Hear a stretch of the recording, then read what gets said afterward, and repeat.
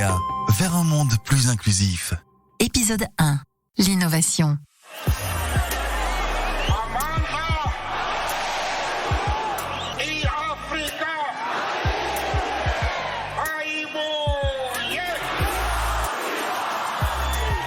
Tout commence en 1993.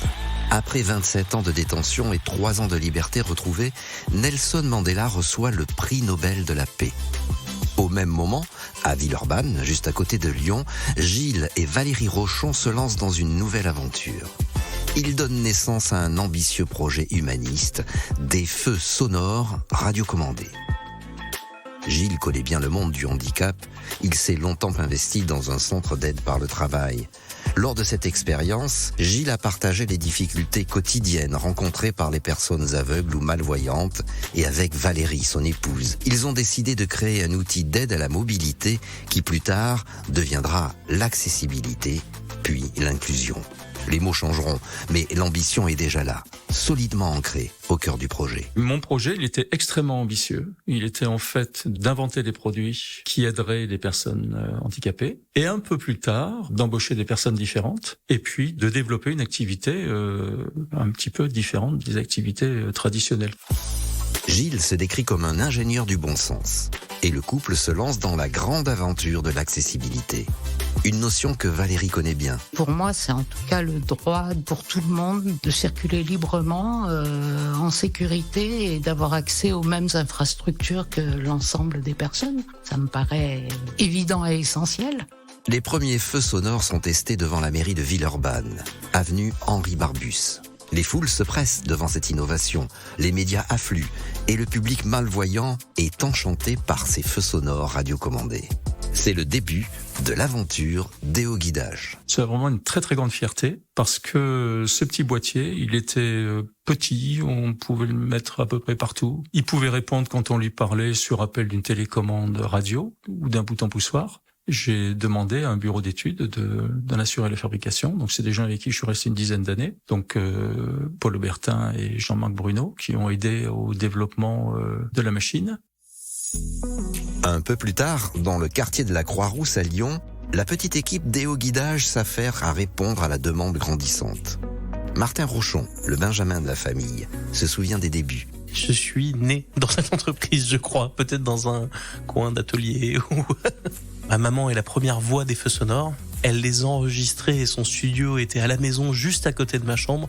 Donc effectivement, je me suis fait réveiller tout petit par des messages rouge piéton rue de la République, rue de France, etc. etc.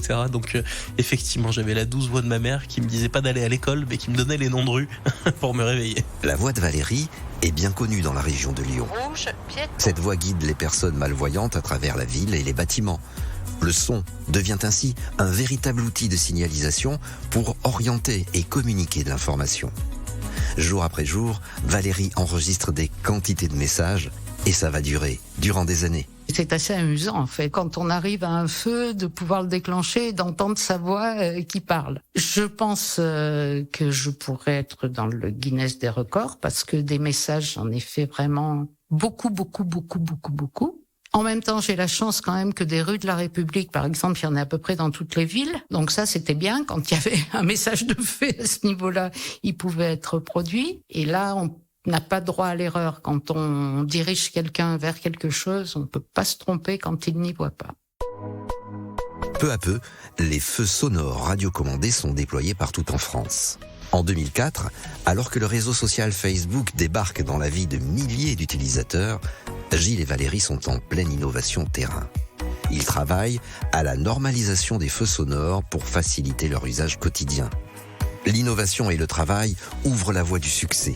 Mais l'histoire va aussi être au rendez-vous du projet. En 2005, les choses progressent. Angela Merkel est élue première femme chancelière d'Allemagne et Jacques Chirac, président de la République française, sensibilisé par sa fille, fait adopter la loi handicap. Et pour la citoyenneté des personnes handicapées.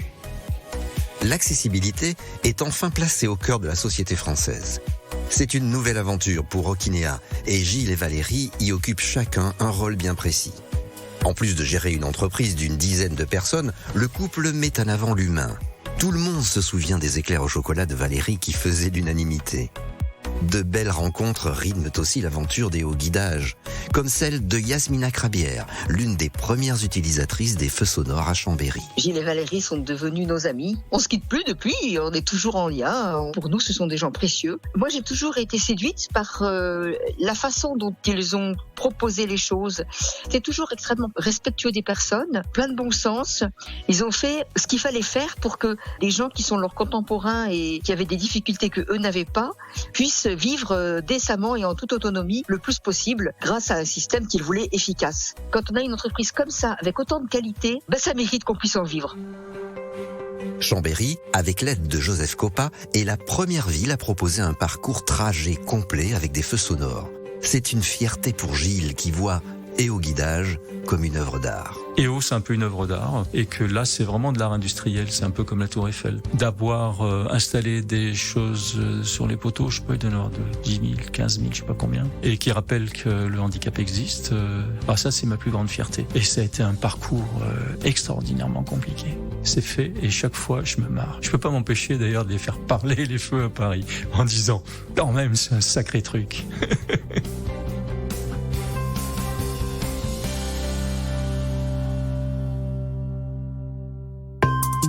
Okinéa, vers un monde plus inclusif.